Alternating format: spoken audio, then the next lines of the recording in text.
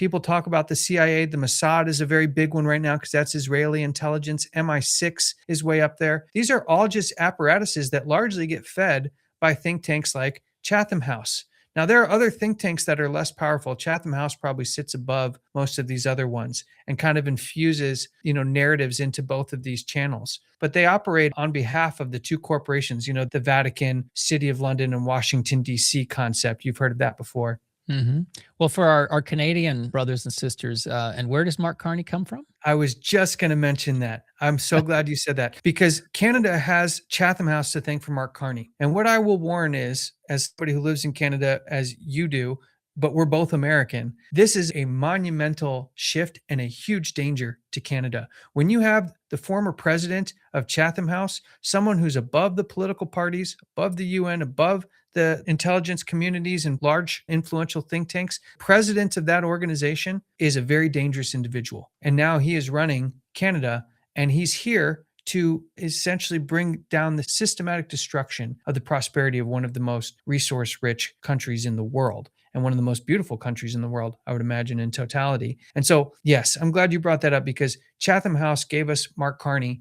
And when you understand who Chatham House is and how powerful they are and what they've done historically, it's pretty much marks the end of Canada. And why would that be? Like, what's the purpose of doing that? The purpose would be to basically so that it could fold into this system. It's region number 1 on the Club of Rome. Well, think about this. It's very much like the UK, right? Right now, Australia and Canada, as essentially territories of the British monarchy, the UK has now have free speech laws where you can't say anything about anybody without getting arrested. They now have had so much influx of immigrants there, and these laws are so draconian that there's causing like a literal uprising. But in that, the solutions, because there's violence and stuff that comes in when you have this immigration stuff, which is a very papal thing. The immigration issue is a very papal issue.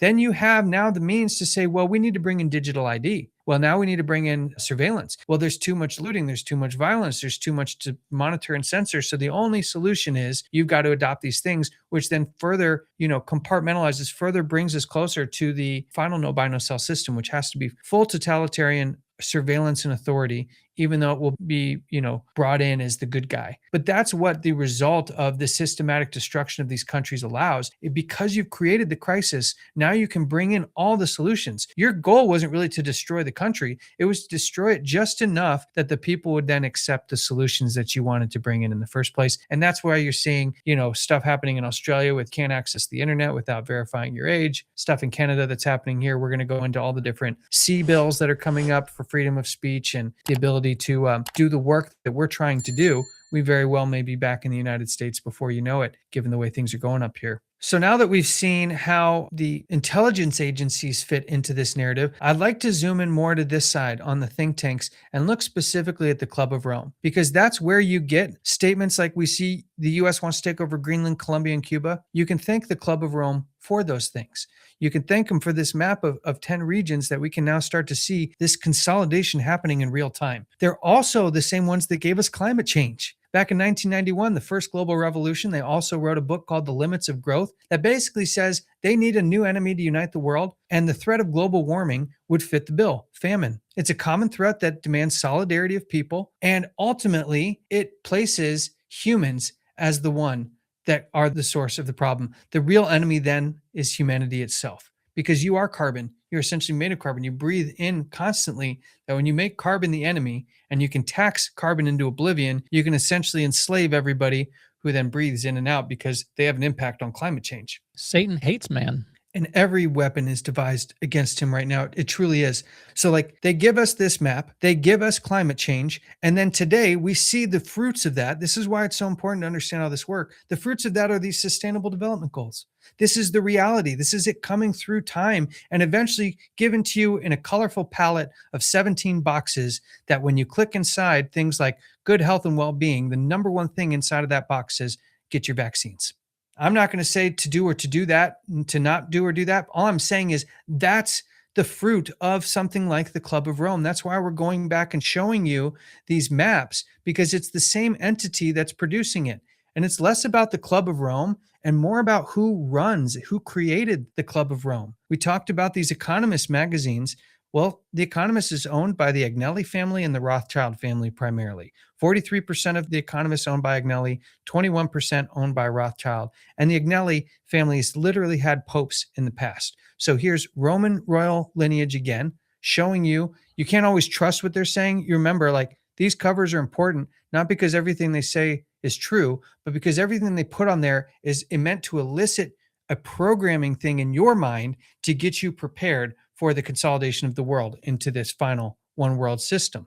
Another man that was key in the foundation and formation of the Club of Rome is this guy right here, Otto von Habsburg.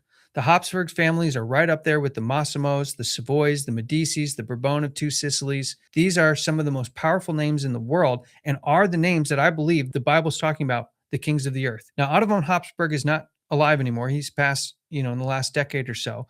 But he founded this organization called Le Cercle, whose goal was to create this pan-Europa union. He was an Opus Dei and a Knight of Malta. Again, like, he's in the Knights of Malta, but he's hereditary. He's part of the dynasty because he's actually blood related. We have to realize that there are certain orders that you can only get in if you have hereditary lineage to get into.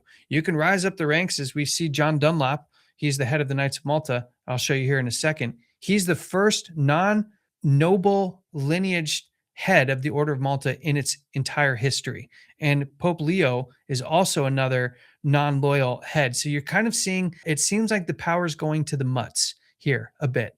But in reality, they're letting the mutts run things into the ground so they become the great scapegoats for the world to point to. And they, hide in rocks and caves, just like the Bible says. But the very interesting thing about the Pan-Europa Union is, boy, when you look at Le Cercle and what their goals was, it looks an awful lot like that of Babylon. Pan-Europa, it means the unification of Europe. We've looked at different things that show constantly the imagery of these European leaders being focused on bringing Babylon back. Don't you find that fascinating? And then today we have the Bible saying we're battling a system called Mystery Babylon, which is going to unify the world so all the world wonders after the beast. It's always the same one goal. These secretive organizations, their goal is to unify the world.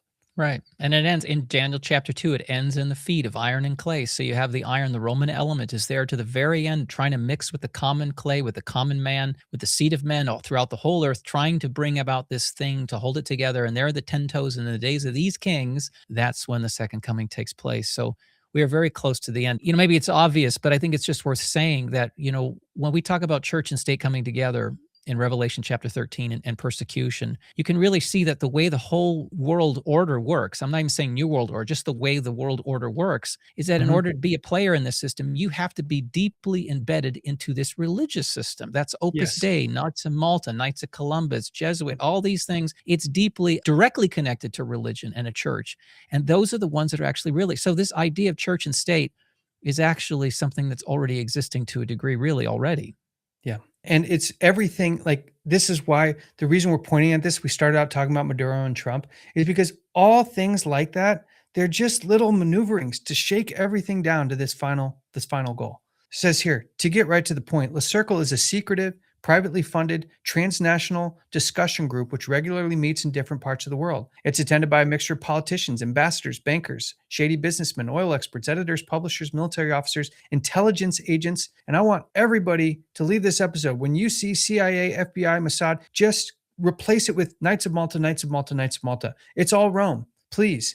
Like, we can't have these ideas that somehow these organizations are operating in their own little silos. They're not. They were all started by these Knights of Malta, these groups. Literally, Le Cercle created Club of Rome, who then created the World Economic Forum and the Bilderbergs. So while the world's out there being conspiratorial and pointing to World Economic Forum and Bilderbergs, some then get to Club of Rome, but very few get to Le Cercle. You see, they make these organizations so they can infuse these ideologies, but they're so arm's length removed that nobody actually traces it back to the ones who are actually behind it. And every single time it traces back to these Roman royal families. Here's Otto von Habsburg as a younger man. He's got his Maltese cross here, his 8-pointed star. Maltese cross, 8-pointed star. At his funeral, he had a full Maltese knight processional at the funeral. So you could see through his entire life, he was a senior, one of the heads of the Orders of Malta.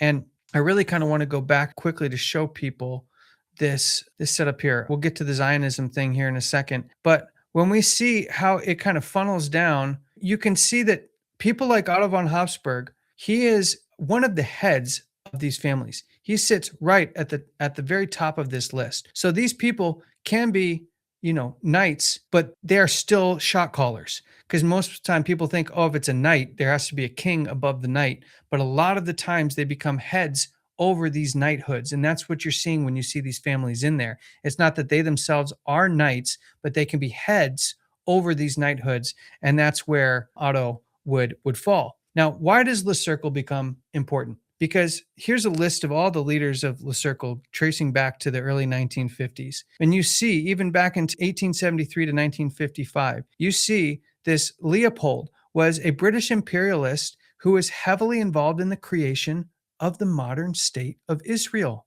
Le Cercle invites Netanyahu and Shimon Peres, who's in 1993 responsible for the Oslo Accords, which gave the Vatican ownership of the majority of Jerusalem. They invited him, these Le Cercle groups, and their goal was, as part of the way to get the world to come together, they needed the world to accept the modern state of Israel is the same as biblical Israel. That is absolutely fascinating, which leads us to where we get Zionism. So here you have these secretive organizations who know that they need some version of false prophecy to come to pass in the real world. And they've chosen Israel, modern state of Israel. They created it in 1948 using Rothschilds as the cover. But you see, the Rothschilds are subservient to these aristocratic noble families, the Jesuits, even high-ranking orders in the Knights of Malta would be over the Rothschilds. But Zionism now acts as a twofold mechanism. It both gets the modern day Jewish nation thinking that Zionism and the rebuilding of the third temple and all this stuff needs to happen. But look at what it's done to Protestant Christianity. It is now the central pillar of Protestant Christianity's theology today is Zionism, and the fact that modern Israel is the same as biblical Israel, which sets up nicely because in the next episode, we're going to prove how that is absolutely not true. The biblical Israel and the modern state of Israel are two totally different things. Absolutely true. And I think it's important to note, like, Jesuits are spiritual guides, they're priests. And so a lot of times, while the Jesuits are pretty close, I mean, they're very close to the top, you can see, you don't often see heads of families becoming priests, right? Priests can't have kids. And so they end up sitting in this tree over here, being heads of the dynastic orders, meaning ones you can only get in through hereditary lineage. But you don't often see them as priests per se. So it becomes like a very powerful military arm, but is still subjected to the higher family heads at the top, which shouldn't be too far of a stretch for people to believe. I mean, even the mafia kind of works that way. The family heads end up being the most powerful single individuals in the world. I don't think, unlike others, think that it goes to one man. Generally, you have kind of power struggles because Satan's kingdom is filled with people who are just selfish, right? So they just fight each other. And so these family heads will have fights at the top. I don't think there is any one single source head other than Satan being the actual head of the kingdom above all these men. Absolutely. And the fallen angels, they don't always agree with each other either, but they're always, united in one thing in their hatred for Christ. And that's the same thing that will be with the whole world at the end when all the world comes together to fight against, God. And basically, you see Revelation 19, the Battle of Armageddon. Yeah. And this whole system is set up. I mean, all these medals and titles that they give themselves to make them feel important within this system. And God says, I am going to destroy it. And you have chosen your reward. So I've made this very, rudimentary breakdown of what this looks like in the context of the Club of Rome and Habsburg. This is just specific to them because it's how we're seeing all of this play out, how we got a map of 10 regions. Well, how do we get that map? Well, we start at these top families. The heads of each of these families meet. They decide by which measure they're going to work. In this case, for Club of Rome, they use the organization Le Cercle, headed by Otto von Habsburg, one of the family members. You infuse these organizations with loyal knights and priests who then create the think tanks that create the narratives. You need climate change. We made it 30 years before anyone ever heard of climate change. Club of Rome comes out with this. We need Zionism. Okay, here we create these concepts. Now, the modern state of Israel was created in 48. Club of Rome was created a little bit after that. But you see, it's always the same people that create the narrative. Like it doesn't matter. They all kind of start around the same time, but it's always the Knights of Malta and these families that are the ones behind it. So then time goes by and you create new organizations, the World Economic Forum, the United Nations, that then gives you the Sustainable Development Goals, the Israel, Palestine, Gaza narrative that we're battling today. This is how it all works. Trickles down from the top. Now the world's eating these up. You have people like BlackRock making companies to do business with them have to follow these guidelines. And in all reality, it stems from the families at the very top that gave it to you. You'll never hear of organizations like the Circle. You might hear Club of Rome, and then they place Otto von Habsburg, personally placed Klaus Schwab as the head of the World Economic Forum. As a distraction, he literally placed like a Bond villain at the head of this organization so that the world would stop and look at this and never look at any of these pieces here. I know that's exactly. My brothers and sisters out there that shouldn't be watching movies, but yeah, that's the thing. It goes back to Rome. Everything goes back to Rome. Yeah. And that's exactly what the Bible says. The Bible says it's the iron at the end. It's the deadly wound that's healed. Everything goes back to Rome. So what was once a pagan nation became an ecclesiastical empire, but the families that are behind it never really lost power. They're just continuing through history. Rome, yes, the empire has never ended. Exactly. And so that's when we see this map of 10 countries. It's not just, oh, Club of Rome, we stop there. No, this is Otto von Habsburg using the Roman families to get the world to consolidate under one system. And does the Bible say they will be successful at consolidating the world? It's going to be for 1 hour, right? Yeah. Revelation 17, this system will come together briefly at the end, but it's very fragile because it's got the rigidity of the iron, the strength, but it's also got the weakness of the clay. And when it comes together at the end, it will be for 1 hour, and then there's going to come destruction. And we see that destruction in Revelation 18. Yeah. And we're getting closer. So again, circling back to the Trump Maduro thing, because it seems like we're way down over here. But do we see how it's all connected? Why he's going after Greenland? Why Trump and Maduro both are serving the Roman side? What a joke. It's a literal all the world's a stage situation. And while Otto von Habsburg is not alive anymore, here's his two sons, George and Carl. The apple falls not far from the tree here. Here they are with their Maltese crosses. And here's Carl. What's he doing? He's knighting another person, which shows you, I mean, the one conferring the title onto the other, that's the one that's actually in control. We saw the same thing here in this slide that I've shown a couple times now. Here, His Royal Highness, that's what they label as HRH. I had to figure out what HE, His Eminence, HE and HRH. These are the kings of the earth. These are royal titles. And even at the highest level, the head of the Knights of Malta, who happens to be a Canadian attorney from Ottawa or Ontario, excuse me, one of the two. I can't remember exactly where he's from. It might even be in here. But how crazy is that we're dealing right now with Mark Carney, former president of Chatham House, as our prime minister, and the head of the Order of Malta as a Canadian lawyer. If people think that Canada is outside of the loop of this stuff, I got news for you. They are dead in the thick of it. And the Jesuits who created Quebec, that's why Quebec is so unique, has had their foothold here for a long time. And so you've got Bourbon, you've got Habsburg, they're knighting people below them. So the one doing the knighting is the one in authority. Would you agree? Absolutely. And here he is as king, His Royal Highness with Trump. So again, I mean, this is at Trump's personal residence. This is Mar-a-Lago. I went through all this in a different episode. There's absolutely no question Trump is deeply in bed with the Roman royal side, just like Maduro is. But now this concept of knighting, you have to be at the upper echelon to knight someone. And this is back in February 11th, 2025. This is months, about 3 or 4 months before Robert Prevost becomes Pope. And look at what happens. Today, Tuesday, 11th of February, in the Magistral Chapel, the Grand Master John Dunlop has admitted to the Sovereign Order of Malta with dignity and rank of Bailiff, Grand Cross of Honor and Devotion. I mean, these titles make me sick. They go on forever. Cardinal Robert Francis Prevost. So here we have Dunlop is now knighting Prevost. Interesting. Here's the actual event. Here are all the people to show how big of a deal this was. The Grand Commander was there, the Grand Chancellor, the Sovereign Council. When you hear terms like sovereign, the Sovereign Military Order of Malta, it should really resonate because sovereignty in this world of slavery is a rare privilege. Sovereignty means true freedom.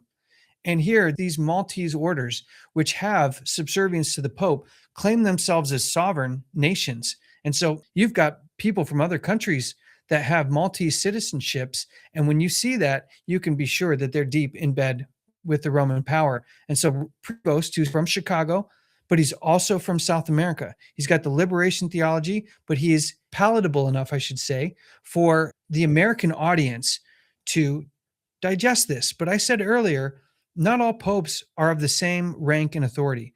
I'd say from my research, Pope Francis was a real shot caller. But consider this. Here you have the His Royal Highness, which is a kingly title for Prince Carlo Bourbon of Two Sicilies. He's the head of the royal house, that's the Two Sicilies house, and Grand Master of the dynastic orders. That is hereditary orders. This is some of the highest military and dynastic like knighthoods in the world. So he confers the title of knighthood over this man, who then controls all the knights of Malta, who then knights this man, Robert Prevost, who then becomes Pope. So even though he's Pope, who sits above who in the hierarchy? Let me ask a question. So Mhm. who does the Pope claim to represent?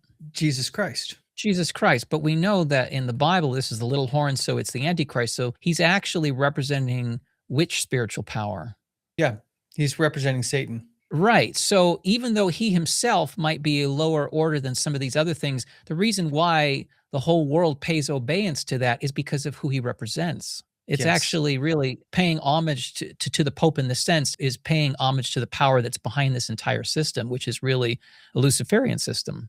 That's a really good point because that's why the seat of the man of sin becomes so important. It's less about Robert Prevost or Jorge Bergoglio, the individuals, but the seat representing Satan, that when he appears as Christ, he will take that seat as his own, in essence, to be the rightful ruler. So I think that's a fantastic point because it's not about the Pope ruling the world, but it's about the seat of Satan ruling the world, at which point that person typifies who Satan is as the ruler of this world.